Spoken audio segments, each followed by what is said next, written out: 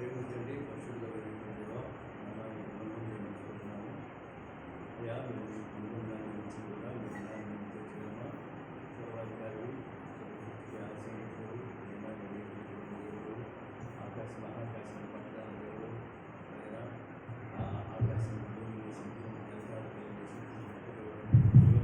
కాలం సంపూర్ణ మా కొరకు చూసే కాలం మాట్లాడుతున్న ప్రకారం చూసి వచ్చి మా పాఠశాలను చదువుకొచ్చి ఆయన ఆకర్షిస్తున్నారు ఆయన మరి మీ రక్తంతో విమోచించారు మమ్మల్ని నలుగారు చుట్టుగారు సాపటిగా రాజు యాచకులుగా చేసుకున్నట్టు ఆయన మీరు చేసే కాలంలో బట్టి విమానాలు చేశారు విమానాలు చేశారు ఆయన మరి యాత్రా జీవితంలో ప్రయాణంలో అయినా మరి అయినా మీరు మాకు చెప్పేది ఉన్నందుకు ప్రసాదం అయినా ఈ కడవ దినాల్లో చివరి దినాల్లో ఉన్నారు మీరు ఆకర్షిస్తున్న జాగ్రత్తగా కనపడుతూ ఉంటున్నవి అయినా జనము రాజ్యము భూకంపాలు కరువులు దేవుళ్ళు ఇవన్నీ కూడా మీరు ఆకర్షించదు కాబట్టి దినాల్లో మీరు జాగ్రత్తగా నిలుపుగా ఉండడానికి అయినా నేను చూడడానికి ఇంట్లో ఉండడానికి మమ్మల్ని అందరినీ అయినా ఆయన మీ యొక్క రక్తంతో విమోచించినటువంటి ప్రజలందరినీ కూడా జ్ఞాపకం చేసుకోండి ఆయన ఇంట్లో అనేకులను ఆకర్షించుకోండి ఆయన ఈ ఆత్మ దర్శించుకోకుండా సాధించండి అందరూ మార్గదర్శకులుగా సాధించండి ఆయన అందరూ విజయులు కావడానికి లోపడడానికి తగ్గించుకోవడానికి సాధించండి ఎక్కువ మహోన్నతులు దీనిలో లక్ష్య పెట్టని వాక్యం ఉంది ఆయన మరి కాబట్టి ప్రభావం మీరు లక్ష్య పెట్టే దేవుడైనా గుర్తుపడతారు దీనత్వంగా ఉండేటువంటి స్వభావం రాయించండి కాక ఆయన మరి ప్రభావైనా నీ వాక్యం మీకు ధారాళం దయచేసి మీరు మైపడమని మా ప్రభుత్వం నడుచుకోలేనా యేసు ప్రభు నామంలో స్థుతులు తెలిసి ప్రార్థించి యేసు క్రీస్తు నామంలో వేడుకుంటున్నాం తండ్రి ఆమె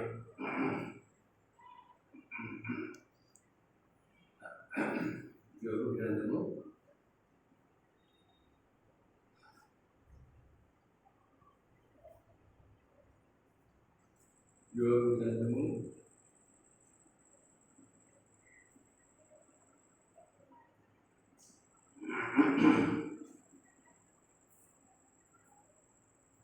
అధ్యాయం 25వ వచనం 4వ వచనం చదివి ఆయన భూమి మీద నిలుచునని నేను ఎరుగుతూ నా చర్మం చీకిపోయిన తర్వాత శరీరంతో నేను దేవుని చూసాను ఎవరో కాదు నేనే చూసిదను చక్కని మాట వీటి నిరీక్షణ నీవు నేను మనము కూడా ప్రభు నమ్మినటువంటి మనము ప్రభుని విశ్వసించినటువంటి మనము ప్రభుని అంగీకరించినటువంటి మనము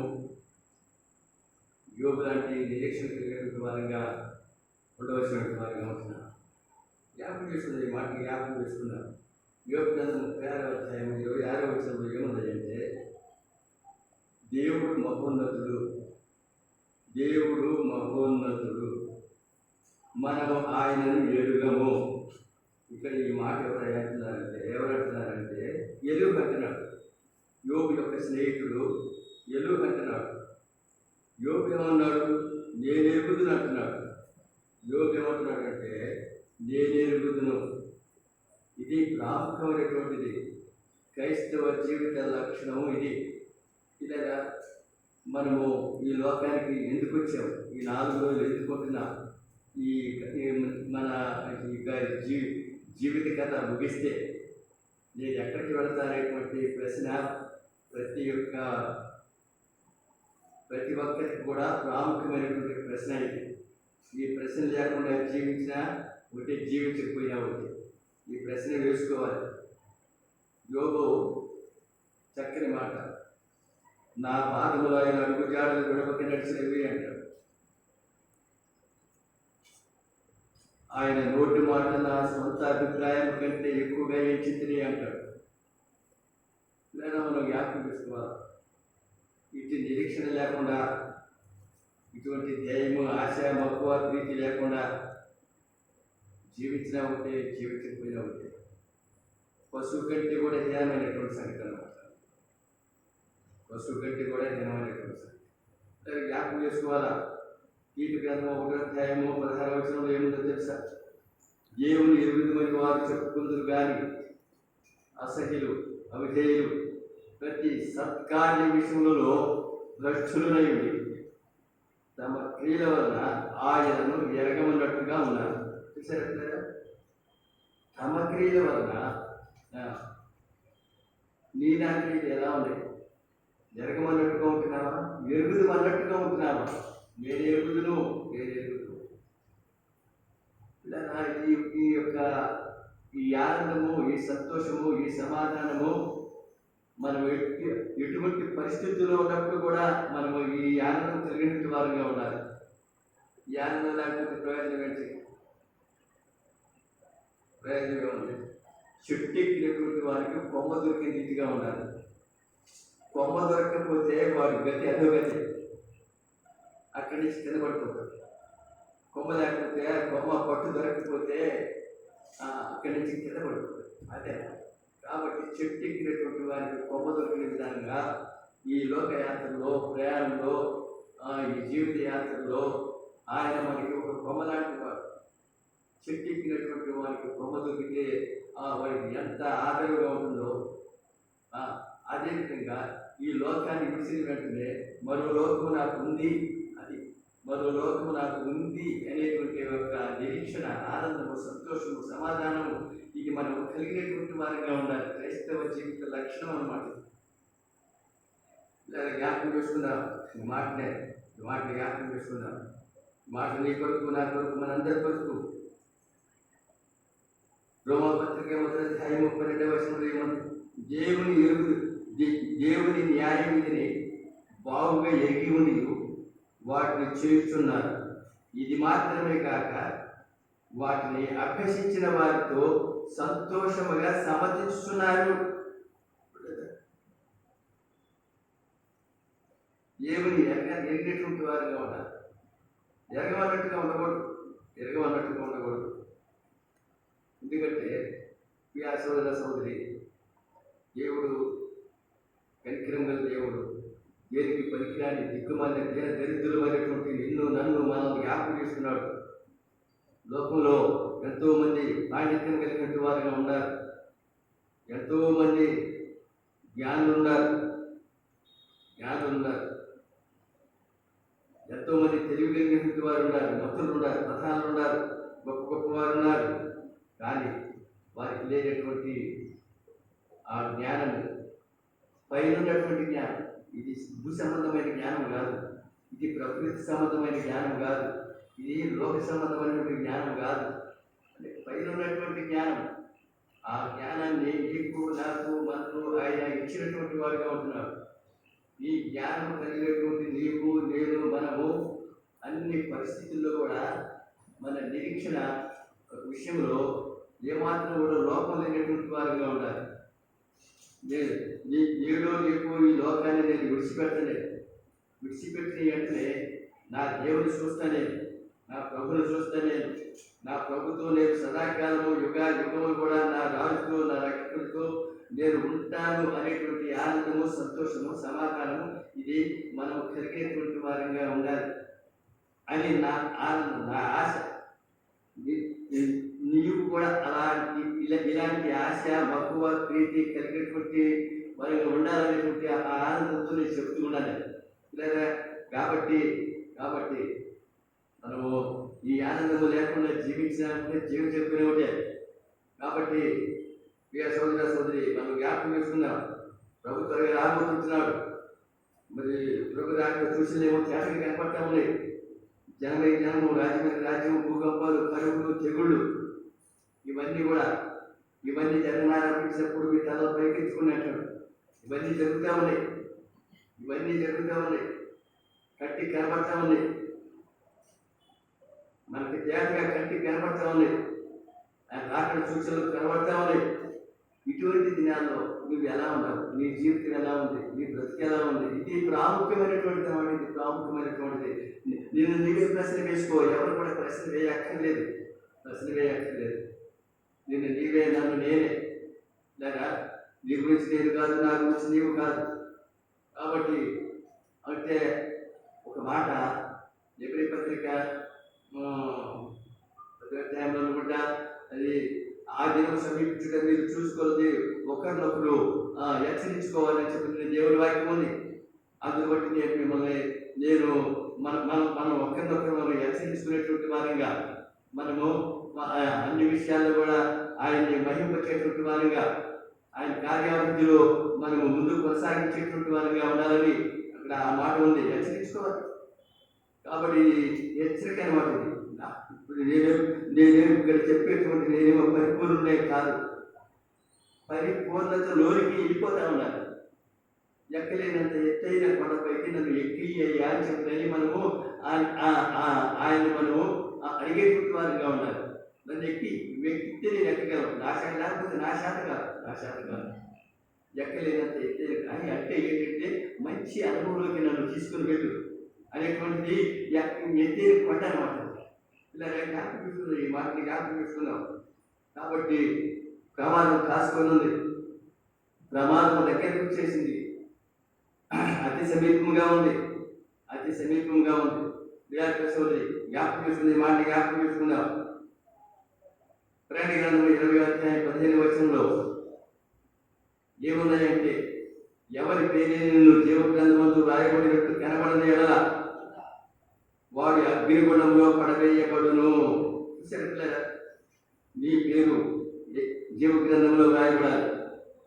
ఆయన దగ్గర గ్రంథం ఉంది, ఆ గ్రంథంలో నీ పేరు లిఖింపబడాలి, నీ పేరు వ్రాయబడాలి. వ్రాయబడి ఉందని చెప్పి నీకు ఒక నిరీక్షణ కలిగి ఉన్నావా? మన పిల్లలైనటువంటి యోబు చక్కని మాట చెప్పగలుగుతున్నాడు.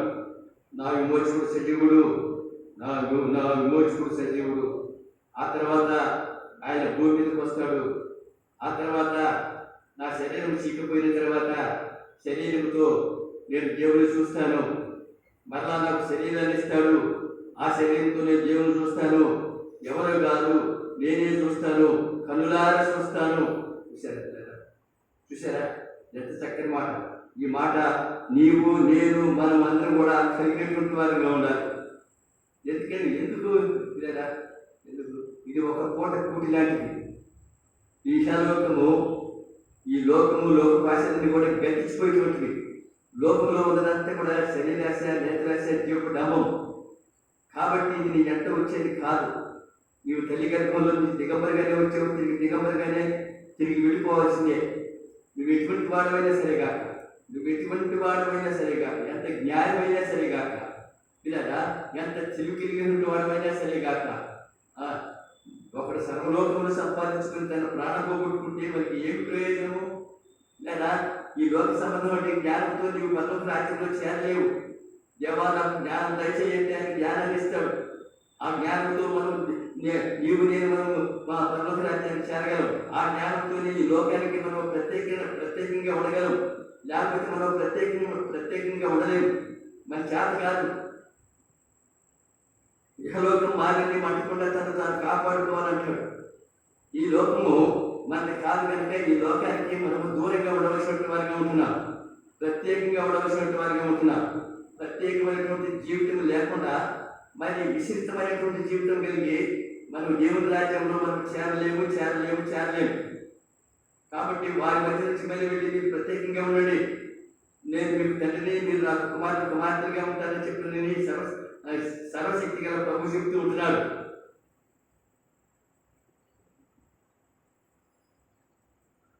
రెండవ కొరింథీయులకు రాసిన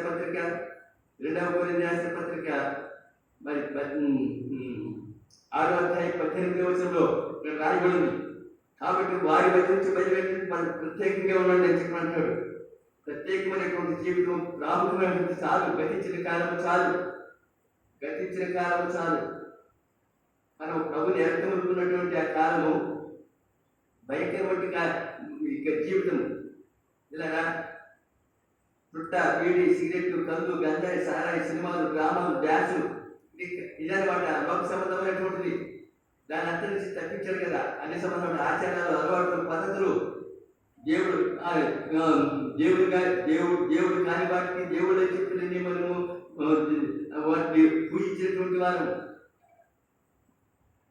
ఇలాంటి మనల్ని తప్పించి సృష్టికర్తైనటువంటి దేవుడు మనకు అనుగ్రహించబడ్డాడు.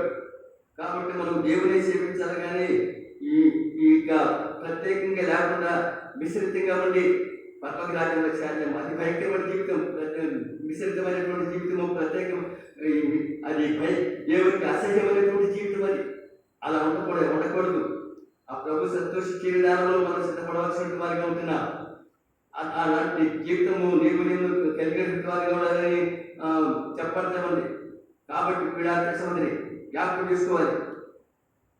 ఇక్కడ ఒక మాట చూద్దాం. యోగ గ్రంథము 10వ అధ్యాయము 20-21 వచనంలో ఒక మాట చూద్దాం. చూడండి, అక్కడ ఏముంది అంటే నరకానికి 5 పేర్లు ఉన్నాయి. నరకం అంటే పాతాళం, నరకము అగ్ని, అక్కడ యమగుణం దానికి 5 పేర్లు ఉన్నాయి. 5 పేర్లు ఏంటంటే యోగ గ్రంథము 10వ అధ్యాయం 20-21 వచనాలను ధ్యానించినప్పుడు అది జలపట్టికి రాజాని దేశము అని. రెండోది ఏంటంటే అంధకారము, మరణాంధకారము గల దేశము, కట్టికి చీకటి గల దేశము, భ్రమ పుట్టించు దేశము, భ్రమ పుట్టించు మరణాంధకారమైన దేశము, వెలిగే చీకటి కాగల దేశము. అది అన్నమాట. అర్థమవుతుందా? కాబట్టి దానికి 5 పేర్లు ఉన్నాయి. అది సామాన్యమైనటువంటి దేశం కాదు. ఇన్ని దేశాలు, 5 దేశాలు ఉన్నాయి. సామాన్యమైనటువంటిది కాదు. కాబట్టి దానికి నువ్వు నేను మనం వెళ్ళకుండా ఉండాలని చెప్పినని మనం సృష్టించిన దేవుడు, మనం పెంచిన దేవుడు, మన పెద్దవాడిని చేసిన దేవుడు. మనము సాతాను చేతిలో, అపవాది చేతిలో, వారి చెప్పు చేతుల్లో ఉండి మనము ఆ అపవాది క్రియలు కలిగినటువంటి వారిగా ఉండి మరణాంతకాలానికి పోవాల్సినటువంటి వారు మనల్ని కాలం సంపూర్ణమైనప్పుడు సృష్టికర్త అయినటువంటి దేవుడు మనల్ని జ్ఞాపకం చేసుకున్నాడు. జ్ఞాపకం చేసుకుని ఆయన శరీరుడుగా, మనుషుడిగా ఈ లోకానికి వచ్చేసాడు. ఆయన గొప్ప దేవుడు. ఆకాశము నా సింహాసనము, భూమి నా పాదపీఠము చెప్పినటువంటి అంత గొప్ప దేవుడు.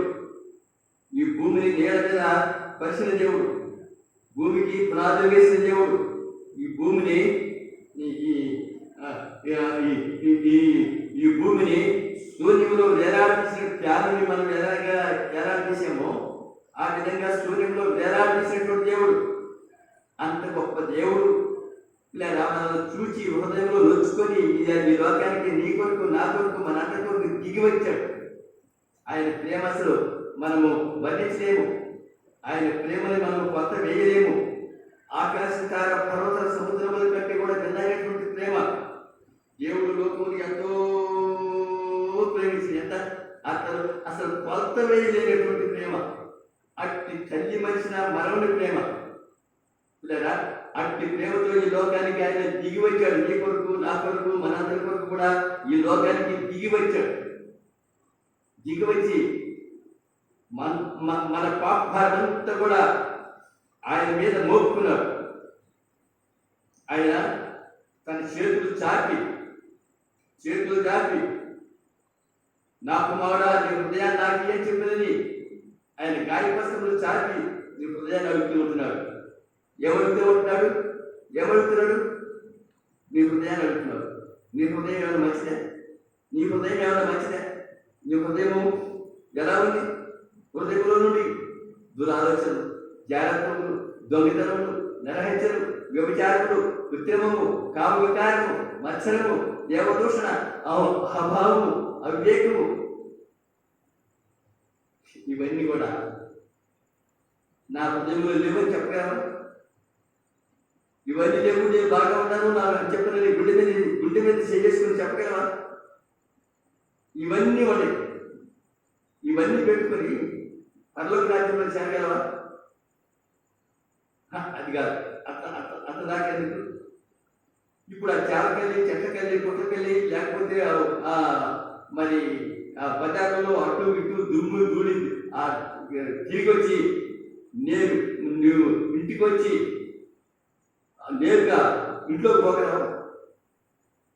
అక్కడ పంపు ఉంటే పంపు దగ్గర పోయి కాళ్ళు కొనుక్కొని శుభ్రంగా కాళ్ళు కొనుక్కొని అక్కడ పట్టేసి ఉంటే పట్ట మీద కాళ్ళు ఊసుకొని అప్పుడు నీవు ఇంట్లో ప్రవేశించడానికి సిద్ధపడతావు. ఈ భూసంబంధమైనటువంటి ఇంటిలో పోవటానికి శుభ్రంగా ప్రవేశిస్తే మరి పరలోక రాజ్యంలో చేరాలంటే, మోక్ష రాజ్యంలో చేరాలంటే, వైకుంఠంలో చేరాలంటే, దేవుడి శక్తితో కట్టినటువంటి ఇంటిలో ప్రవేశించాలంటే ఎంత శుభ్రంగా ఉండాలి. హృదయ శుద్ధి కావాల్సిన వారు దేవుని చూసినారు. హృదయ శుద్ధి లేకుండా దేవుని ఇంటిలో నీవు ప్రవేశించలేవు. దేవుని ఇంటిలో చేర్చలేవు, చేర్చబడలేవు. ఆ దేవుడితో నీవు ఉండలేవు. నీ యొక్క నీ నీ నీ నీ హృదయంలో ఉండే ఇవన్నీ కూడా నీ అంతరంగంలో ఉండే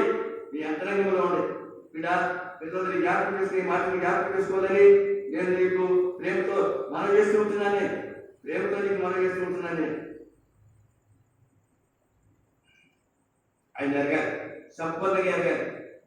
ఆయన మనం ఎరగకపోతే పాతాళం నోరు తెచ్చుకొని చూస్తా ఉంది.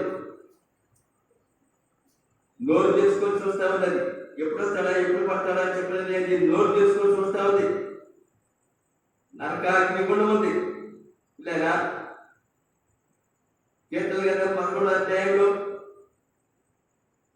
6వ వచనంలో అగ్ని గంధకములు వారికి పానీయ భాగం అని రాయబడు. నీ పానీయ భాగం ఏంటంటే అక్కడ పోయిన తర్వాత ఒక్క బొట్టు నీటి బొట్టు దొరకదు. ఒక్క బొట్టు కూడా నీటి బొట్టు దొరకదు. దాన్ని తీసుకోవాలి, పళ్ళు పెట్టాలి, కేకలు పెట్టాలి.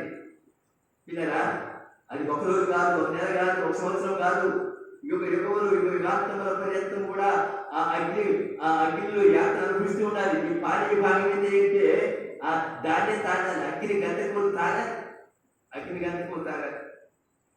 పిల్లరా, జ్ఞాపకం చేసి ఈ మాటలు జ్ఞాపకం చేసుకున్నానా? నేను నా అనుభూతితో చెప్తున్నానే. నేను నేర్చుకొని చెప్పడం మాత్రం కాదు. దేవుడి భయం ప్రాముఖ్యమైనటువంటిది. దేవుడి భయం లేకుండా పరలోక రాజ్యంలో మనం చేరలేము. పరలోక రాజ్యం ఉంది, నరకం ఉంది, పాతాళం ఉంది. పరలోకము పాతాళం ఉంది. కీడుంది, మేలుంది. కీడు కావాలా, మేలు కావాలా, జీవం కావాలా, మరణం కావాలా? ఏది కావాలి నీకు?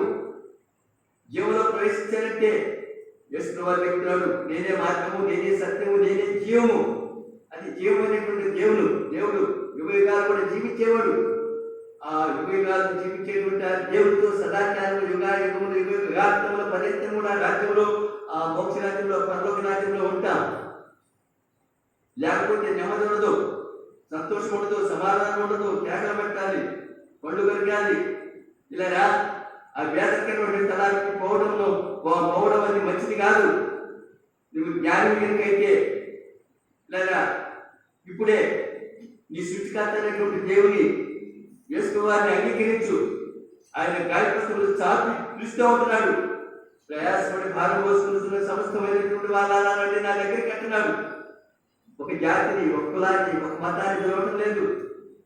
అందరిని పిలుస్తూ ఉంటున్నాడు. ప్రయాసపడి భారం మోసుకున్న సమస్తమైనటువంటి వాళ్ళని అంటున్నాడు. సమస్తమైనటువంటి వారిలో నీవు ఉన్నవా లేదా? నీవు ఏ కులానికి చెందినా కూడా, ఏ మతానికి చెందినా కూడా సమస్తమైనటువంటి వారిలో నీవు ఉన్నావు. దేశంలో జ్ఞాపకం చేసుకో, ఈ మాటని జ్ఞాపకం చేసుకో. సామాన్యులేమి, సామంతులేమి, ధనికులేమి, దరిద్రులేమి, లోక నివాసులారా మీరందరూ కూడా ఏకంగా కూడి నా మాట వినండి, నా మాటకి చెవియొకండి అంటున్నాడు ఆయన. ఆయన మాటకి చెవిస్తే, ఆయన మాటని నీ హృదయ మార్గాన్ని, నీ అంతరంగంలోకి, నీ మనసులోకి, నీ హృదయంలోకి తీసుకుంటే నీ జీవితం మారిపోతుంది, నీ బ్రతుకు మారిపోతుంది. ఇలా చెప్పేటువంటి నేను కూడా యేసయ్యను అంగీకరించవరకు నా కొరకు ప్రాణం పెట్టి సమాచారపడి తిరిగి లేచి 3వ దినాన తిరిగి లేచినటువంటి ఆ దేవుని నమ్మకములకు నా జీవితము ఇష్టానుసారమైన జీవితం బ్రతుకు. ఇప్పుడు అది జ్ఞాపకం చేసుకుంటే నాకే అసహ్యం అనిపిస్తా ఉంది. నాకే అసహ్యం అన్నమాట. చేసి ఇంతటి భ్రష్టమైనటువంటి జీవితం జీవించారా అన్నట్టుగా అన్నట్టుగా కాదా అట్లాంటి జీవితం జీవించా అంతేరా? అది వద్దు, విడిచిపెట్టేసి. విడిచిపెట్టడం నీ చేత కాదు. అయ్యా, నేను ఇలాంటి వాడిని,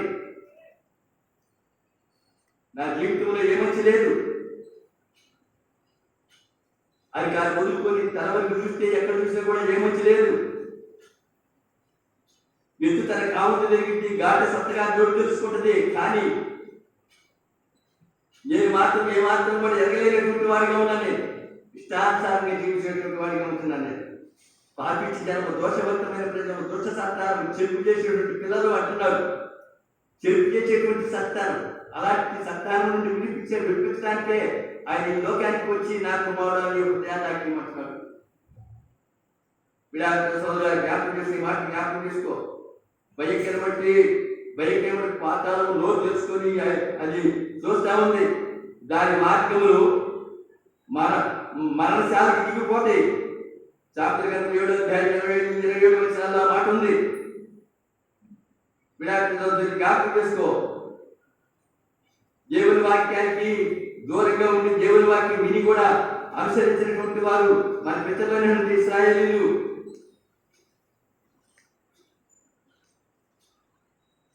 23,000 మంది ఒకే దినాన్ని చనిపోయినటువంటి వారుగా ఉంటున్నారు. ఎంతమంది చూడండి. మొదటి కొరింథీ రాసిన పత్రిక 10వ అధ్యాయము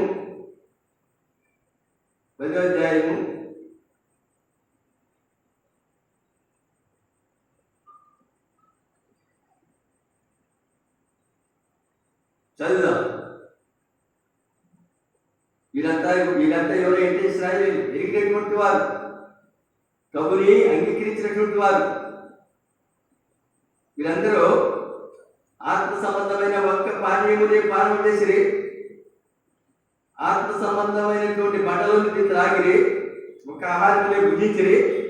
అయితే వారిలో ఎక్కువ మంది దేవునికి ఇష్టలుగా ఉండకపోయి కనుక అరణ్యంలో సంహరించబడి వారు ఆశించిన రీతిగా జ్ఞాపకం చేస్తున్నా, వారు ఆశించిన రీతిగా మనము చెడ్డవాటిని ఆశించకుండా ఈ సంగతులు మనకు దృష్టాంతరూపములుగా ఉన్నాయి. వారికి సంభవించినవి మనకి దృష్టాంతరూపములుగా ఉన్నాయి. లేదా జ్ఞాపకం చేస్తుంది, మాట జ్ఞాపకం చేస్తుందా? చూడండి 10వ వచనం. వారిలో కొందరు సడిగి సంహారం చేత నశించిపోయారు. ఈ సంగతులు దృష్టాంతరూపములుగా వారికి సంభవించి యుగాంతములో ఉన్నటువంటి మనకి బుద్ధి కలగడానికి వ్రాయబడి. లేదా జ్ఞాపకం చేస్తుంది, మాట జ్ఞాపకం చేస్తున్నా. నీ కొరకు నా కొరకు ఇవన్నీ కూడా దేవాదేవుడు రాయించి పెట్టాడు. జ్ఞాపకం చేస్తున్నా. చూడండి, మరి మాట కూడా చూద్దాం. చూడండి,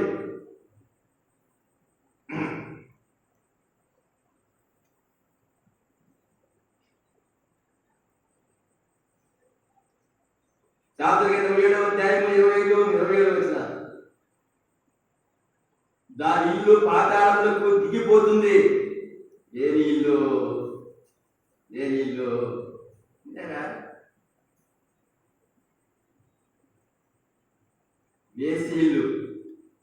వేశ్య. దాని ఇల్లు పాతాళానికి దిగిపోతుంది. దాని చక్కదనమునందు నీవు ఆశపడగాకు. న్యాయపతులు 16వ అధ్యాయంలో మనం చూసినప్పుడు సాంసోను మోసపోయినటువంటి వాడుగా ఉంటున్నాడు. తల్లిదండ్రుల మాట వినలేదు, లోబడలేదు, విధేయత్వం లేదు. ఢిల్లీలో అయినటువంటి వేసి చేతిలో చిక్కిపోయినటువంటి వాడుగా ఉంటున్నాడు.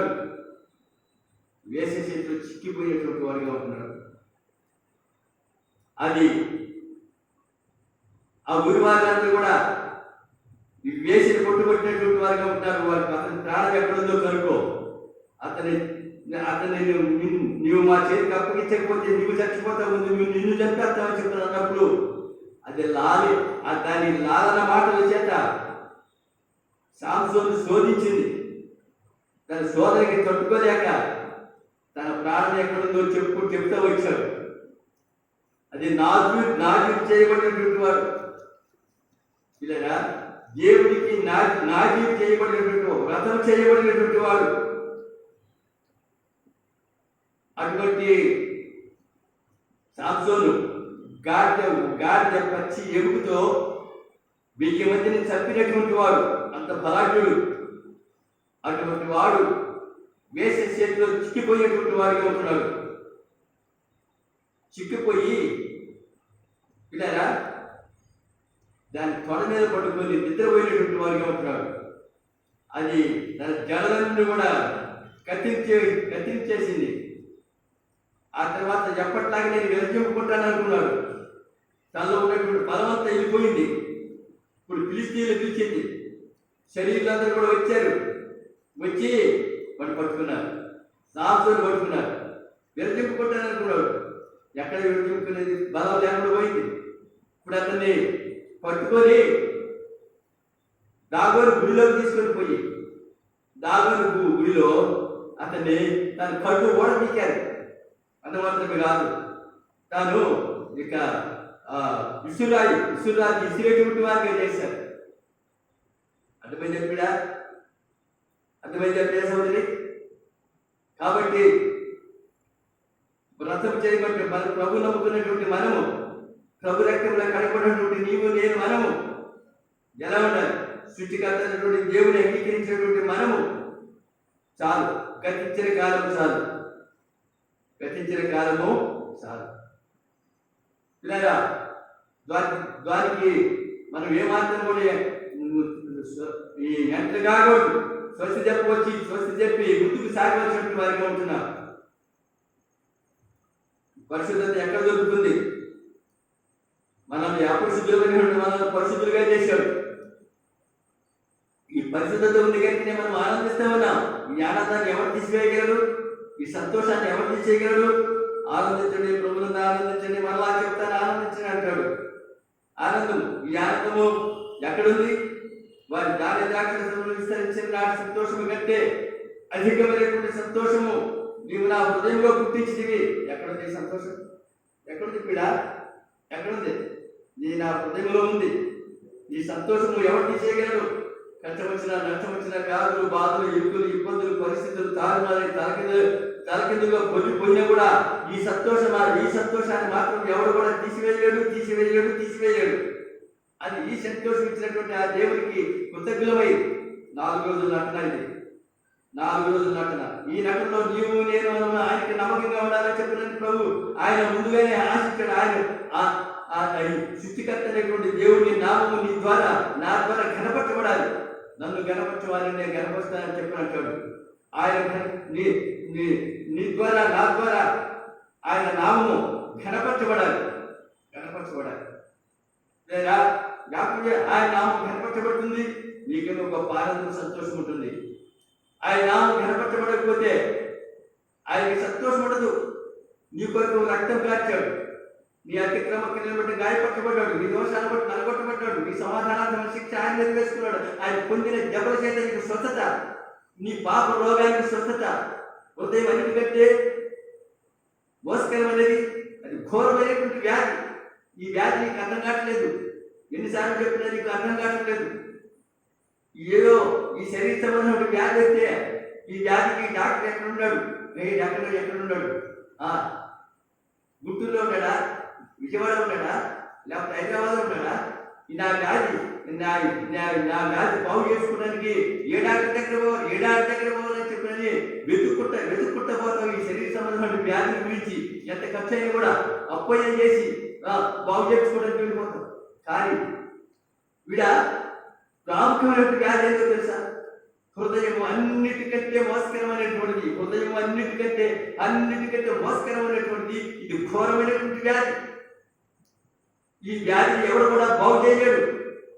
ఈ వ్యాధిని బాగు చేయడానికి నా కుమారుడా మీ హృదయాన్ని నాకేమంటున్నాడు. ఏమడుగుతున్నాడు? నీ హృదయాన్ని అడుగుతున్నాడు. నీ హృదయం ఏమైనా మంచిదని అడుగుతున్నాడు. నీ హృదయం చెడిపోయింది, నీ హృదయాన్ని బాగు చేయడానికి అడుగుతున్నాడు. ఇలా ఎంత మంచివాడు, ఎంత మంచివాడు. నీ దగ్గర వెండి బంగారాలు అడగడం లేదు, ధనధాన్యాలు అడగడం లేదు. ఇలా నీ దగ్గర ఏది కూడా విలువైనటువంటిది ఏది కూడా నీ దగ్గర అడగడం లేదు. ఏమడుగుతున్నాడు? నీ హృదయాన్ని అడుగుతున్నాడు. ఇలా ఎంత మంచివాడు. ఈ దేవుడు నీ దేవుడు, నా దేవుడు, లోకానికి దేవుడు. ఈ రాజు నీ రక్షకుడు, నా రక్షకుడు, లోకానికి రక్షకుడు. వీడా ఏదో ఆ తెల్లవారికి, లేకపోతే నల్లవారికి, లేకపోతే ఆ జాతి వారికి, ఈ జాతి వారికి అని కాదు, అందరికీ యేసుక్రీస్తు, అందరికీ ప్రభువు, అందరికీ దేవుడు, అందరికీ రాజు, అందరికీ రక్షకుడు. ఈ రక్షకుడు కాక వేరు రక్షకులు లేరు. వెతికి వేసారినే కూడా కొంచెం జ్ఞానం సాధించి చూడు. నీకెవరు ఎక్కడైనా దొరుకుతారేమో చూద్దాం. ఎక్కడ దొరకట్లేదా? ఎక్కడ కూడా నా వరకైతే నిజంగా నేనే దేవుడు, నిజమైన దేవుడు, నిశ్చితం ఇచ్చేటువంటి దేవుడు, నిజముగా ఆయన లోకరక్షకుడు, లోకానికి రక్షకుడు. నా ఒక్కడికి మాత్రమే కాదు కూడా. కాబట్టి జాగ్రత్త పడవలసిన వారిగా ఉంటున్నా. ఈ మాట నీ కొరకే. కాబట్టి జాగ్రత్త పడవలసిన వారిగా ఉంటున్నా. చూడండి, ఆ పాతాళం అనేటువంటిది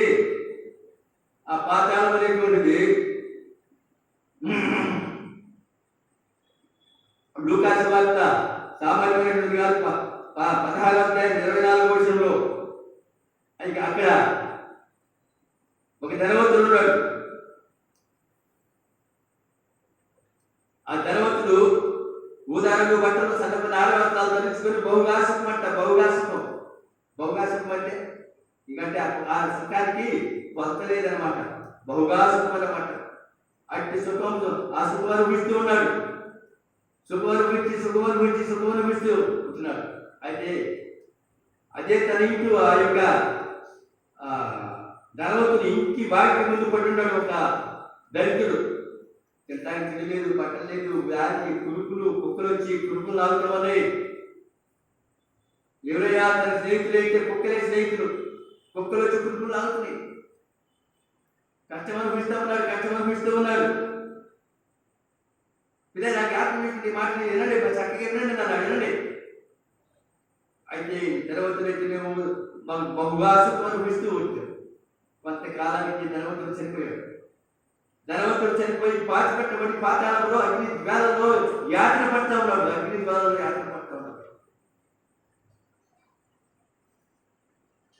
మరి కొంతకాలానికి లాగా కూడా దరిద్రుడు కూడా చనిపోయాడు. చనిపోయిన వెంటనే దేవదూతలు వచ్చి దేవుని దగ్గరికి తీసుకొని పోబడ్డాడు. అక్కడ అబ్రహాం రూమున ఆనుకోవడానికి తీసుకొని పోబడ్డాడు. అబ్రహాం రూమున అక్కడ నెమ్మది ఉంది, సంతోషం ఉంది, సమాధానం ఉంది. అక్కడ ఏడుపు లేదు, వ్యాధ లేదు, దుఃఖం లేదు. అక్కడ నెమ్మదిగా ఉంటున్నాడు ఈ దరిద్రుడు. అయితే ఈ ధనవంతుడు ఈ యాత్ర కనబడే స్థలంలో ఆ బాధ సహించలేక ఒక్క బొట్టు నీటి బొట్టు దొరక్క కేకలు పెడతా అటు పైకి చూసేటప్పటికి, పాతాళంలో ఉండి పైకి చూసేటప్పటికి, నరకంలో ఉండి పైకి చూసేటప్పటికి, అగ్ని జ్వాలలో ఉండి ఆ వేదన తట్టుకోలేక అక్కడ పైకి చూసేటప్పటికి తన ఇంటి ముందు ఉన్నటువంటి ఆ దళితులు లాజరు కనపడుతున్నాడు. ఉండేటప్పటికి ఇప్పుడు జాతర పడుతున్నాడు. ఓ నా తండ్రి మీద అబ్రహాము అంట ఈ అగ్నిలో ఉన్నటువంటి అగ్ని జ్వాలలో ఉంటున్నటువంటి ధనవంతుడికి తండ్రి, ఈ లాజరు కూడా, ఈ దరిద్రుడు కూడా తండ్రి. నా తండ్రి మీద అబ్రహామా ఆ లాజరును ఒకసారి పంపేయ్యా, తన కిటికీలు ఆ నేలలో ఉంచి ఒక్క బొట్టు నా అంగిట్లు విడితే నా దాహం చల్లారితే చెప్పని కేకలు పెడతా ఉంటున్నాడు. ఆ కేకలు అబ్రహాం విని, నా కుమారుడా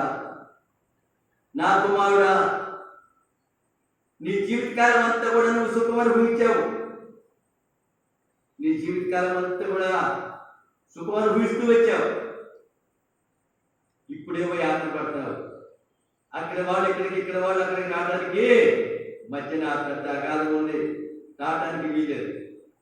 ఇప్పుడు అంటున్నాడు, మళ్ళీ అంటున్నాడు, అలాగైతే అబ్రహమా, అయ్యా నా తండ్రి అబ్రహమా, ఇంకా నాకు 5 సహోదరులు ఇంకా భూమి మీద ఉన్నారయ్యా, వాళ్ళైనా ఈ వేదకైన స్థలానికి రాకుండా వాళ్ళకైనా చెప్పడానికి అలా ఆదరణ పంపి అయ్యా అంటున్నాడు. చూసారా పిల్లరా, ఆ మాటకు అంటున్నాడు. అక్కడ మోషే లాంటి ప్రవక్తలు చాలా మంది ఉన్నారు. నీకు వివరిస్తే నీకు చెప్తే నువ్వు వెళ్ళలేదు కదా. మోషే లాంటి ప్రవక్తలు చాలా మంది ఉన్నారు. వాళ్ళు వాళ్ళు వాళ్ళు చెప్తే వినకపోతే ఇక్కడి నుంచి ఒకటి పోయి చెప్పిన వాడు వినరు. ఇక్కడి నుంచి ఒకటి పోయిన వాడు వినరు. జాగ్రత్త పడవలసిన వారిగా ఉంటున్నాము. ఈ మాటలు నీ కొరకే, నీ కొరకే, నీ కొరకే, నా కొరకు, మన అందరి కొరకు. ఇలా జ్ఞాపకం చేసుకోండి. కాలం దగ్గరికి వచ్చేసింది. ఇక కాలం బహు కొంచెంగా ఉన్నది. వచ్చుచున్న వాడు ఆలస్యం చేయక ఆయన రాబోతున్నాడు. ఆయన రాక సూచన తేటగా కనబడతా ఉంటుంది. విడాకుల జ్ఞాపకం చేసుకో. పొద్దుపడుతుంది, పొద్దుకుంటుంది, తింటున్నాము, తిరుగుతున్నాము, పని చేస్తున్నాము, మరలాదే అంతేలేమో చెప్పినని అనుకోకాకు. వారి క్రియలు బట్టి సిద్ధపరిచి జీతం ఉంది. ఈ లోకంలో నువ్వు మంచి చేసిన, చెడ చేసిన ఏది చేసినా కూడా దానికి తగినటువంటి ఫలితము రేపు అక్కడ అనుభవించాలి. ఖచ్చితంగా అనుభవించాలి. కీడు చేస్తే కీడు అనుభవించాలి, మేలు చేస్తే మేలు అనుభవిస్తావు ఖచ్చితంగా. కాబట్టి పీడాకుల సోదరులా, ఆలస్యం చేయవద్దు. తిండి వల్ల, మత్తు వల్ల, ఐహిక విచారం వల్ల, మతంగా ఉన్నందున ఆ దినము ఉరి వచ్చినట్టు రాకుండా ఆ దినము కబు దినము ఉరిలాగా రాబోతా ఉంది. కబు దినము ఉరిలాగా వచ్చేసింది. ఇలా జ్ఞాపకం చేసుకో. ఈ మాటని జ్ఞాపకం చేసుకోవాలని మీకు మనం చెప్తున్నా. మత్తయి సువార్త 25:41 విషయంలో ఏముంది అంటే, శపించబడినటువంటి వారులారా, నన్ను విడిచి అపవాదికిని వారి దూతలకును సిద్ధపరిచినటువంటి నిత్యాగ్ని ఉంది, నిత్యాగ్ని ఉంది, దానిలో పడు అంటాడు. అటువంటి పిల్లరా, నిత్యమాగ్ని ఉంది. గడవలసినటువంటి వారు, శపించబడినటువంటి వారు, కుడివైపు ఉన్నటువంటి వారితో చెప్తున్నాడు, నా తండ్రి చేత ఆశీర్వదించబడినటువంటి వారులారా, లోకము పుట్టినది మీ కొరకు సిద్ధపరిచేటువంటి రాజ్యం ఉంది, ఆ రాజ్యాన్ని స్వతంత్రించుకోండి అంటున్నాడు. ఇది నా మాట కాదు. పరిశుద్ధ గ్రంథం బైబిల్లో లిఖించబడినటువంటి, రాయించి పెట్టినటువంటి ఈ మాటలు నీ కొరకు, నా కొరకు, మనందరి కొరకు ఈ మాటలు. కాబట్టి గొర్రెలాగా ఉండాలని ఆశపడుతున్నావా, లేకపోతే మేకలాగా ఉండాలని ఆశపడతా ఉంటున్నావా? గొర్రెలు, మేకలు అక్కడ వేరు చేయబడతాయి, ఖచ్చితంగా వేరు చేయబడతాయి. అవి కలిసి ఉండడానికి వీల్లేదు. ఇలా జ్ఞాపకం చేసుకో. ఈ మాటని జ్ఞాపకం చేసుకోవాలని మనం వేసుకుంటున్నాను. ఈ మాట నీ కొరకే ప్రభు త్వరగా రాబోతుంటున్నాడు. మెతక జీవితం మాత్రం జీవించకూడదు.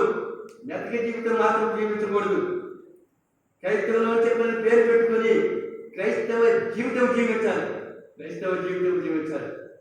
చూద్దాం. దానియేలు 3వ అధ్యాయంలో 3 వ్యక్తులు కనపడతారు. అక్కడ షడ్రకు, మెషకు, అబ్దెనెగోనటువంటి వారు ముగ్గురు వ్యక్తులు, సృష్టికర్త అయినటువంటి దేవుని విశ్వసించినటువంటి వారు, నమ్మినటువంటి వారు 3 కనపడతారు అక్కడ. అయితే అదే అధ్యాయంలో ఒక రాజు కనపడతాడు. ఆ రాజు పేరు నెబుకద్నెజరు. ఆ నెబుకద్నెజరు తన పరిపాలనలో ఏం చేశాడంటే, 60 మూరల ఎత్తు, 6 మూరల వెడల్పు కలిగినటువంటి ఒక బంగారు ప్రతిమను, బంగారు బొమ్మను చేసి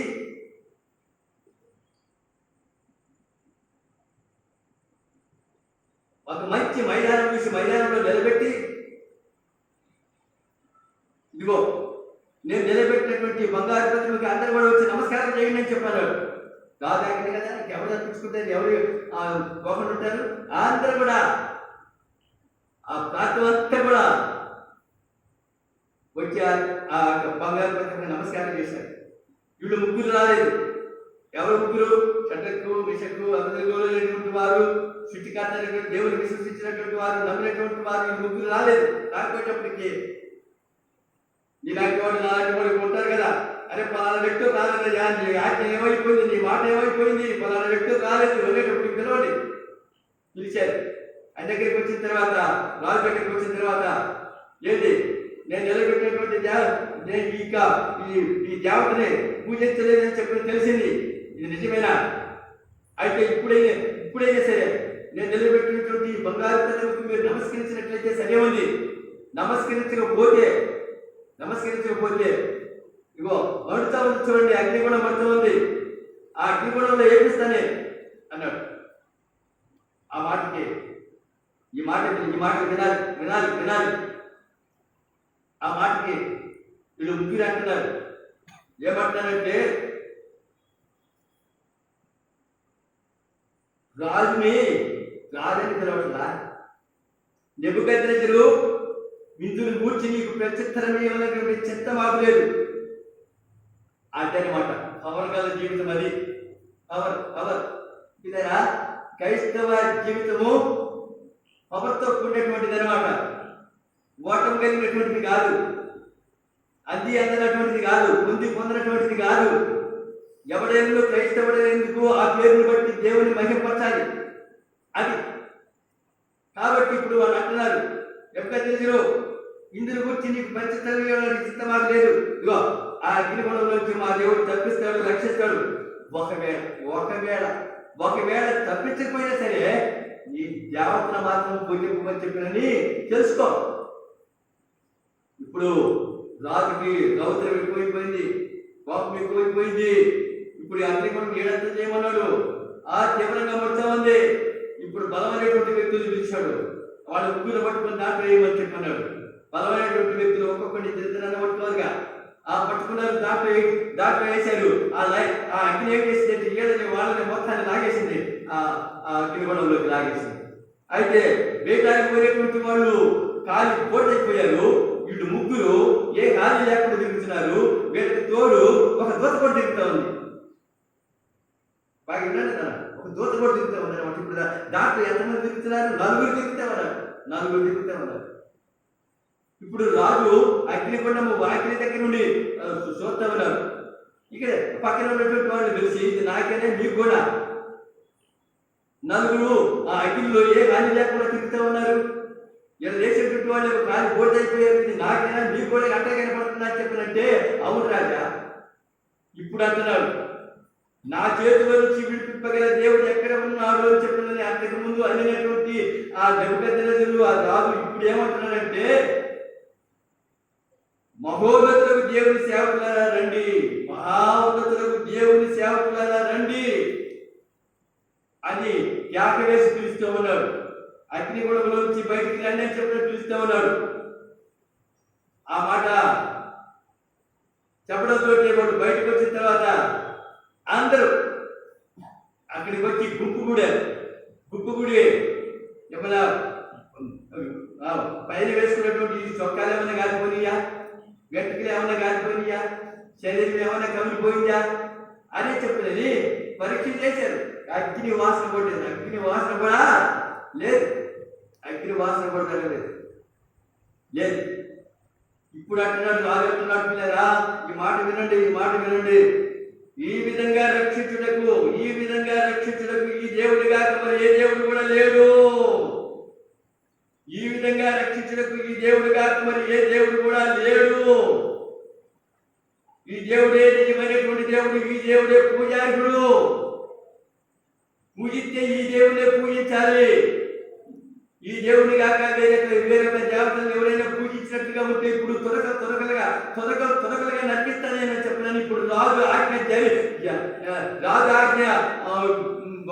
బయలుదేరింది. అర్థమైందా? కాబట్టి నానా అయ్యా అమ్మా, నేను ప్రేమతో చెప్తుంటున్నా, నేను నిజమైనటువంటి దేవుడినా నీకు నాకు మన అందరికీ కూడా నేను నిజమైనటువంటి దేవుడు, నిత్య జీవించేటువంటి దేవుడు. కాబట్టి ప్రభు రాక సూచనలు తేటగా కనబడేటువంటి ఈ దినాల్లో ప్రభుని అంగీకరించు, ప్రభుని అంగీకరించు, ప్రభుని అంగీకరించు. తోసివేయగాకు, రేపు నీది కాకపోవచ్చు, ఇదే నీకు అనుకూల సమయము, ఇదే నీకు రక్షణ దినము తోసివేస్తే కాబట్టి నీ జీవం ఏర్పడింది. కొత్తసేపు కనబడి అతను మాయమైపోయి ఆవిర్లాంటి వాడవు నువ్వు, ఆవిర్లాంటి దాడవు నువ్వు. అంగీకరించు, ప్రభుని అంగీకరించు. మరణంలో జీవంలోకి దాటించబడతావు వీడా. కాబట్టి ఈ ఆనందాన్ని సంతోషాన్ని అనుభవిస్తూ ఉంటున్నటువంటి నేను నీకు ప్రభు పేరట ప్రతి నాడు చెప్తున్నా, యేసు ప్రభు తరపున ప్రతి నాడు చెప్తున్నా యేసుని తరపున ప్రతినిధినై, దేవుని ప్రేమకు ప్రతిరూపమై, యేసుని తరపున ప్రతినిధినై, దేవుని ప్రేమకు ప్రతిరూపమై, అతి వినయముగా ప్రతిమానుచున్నాను. నేడే నమ్ముము యేసు ప్రభు. ఎవరో తెలుసా యేసయ్యా, చెబుతా నేను వినవయ్యా, పెడచెవి పెట్టక త్వరపడి వచ్చి రక్షణ పొందయ్యా, రక్షణ పొందయ్యా. ఇలా దేవుని వాక్యం అందించబడింది. నమ్మిన వారు స్థిరంగా ఉండండి. ప్రభు రాక సూచనలు తేటగా కనబడతామని నమ్మని వారు నమ్మండి, ఆశం చేయొద్దు. దేవుడు మిమ్మల్ని అందరినీ కూడా అధికమైనటువంటి రీతిలో ఈ వాక్యము చూసినటువంటి వారు, వినేటువంటి వారు, చదివినటువంటి వారు అందరూ కూడా మేలు పొందాలని ప్రభుపేట ప్రేమతో ప్రతిమలాడి మనం చేసి చెప్తుంటారు. దేవుడు మిమ్మల్ని అందరినీ జీవించను కాక. అయితేరా మన ప్రభుత్వ కృపాన్ని దేవుని ప్రేమ పరిశుద్ధాత్మకు అన్యోన్య సహవాసం సకల పరిస్థితులకు సర్వలోకంలో ఉంటున్నటువంటి పరిస్థితులకు సర్వలోకంలో ఉంటున్న ప్రజలందరికీ తోడై ఉండదు గాక.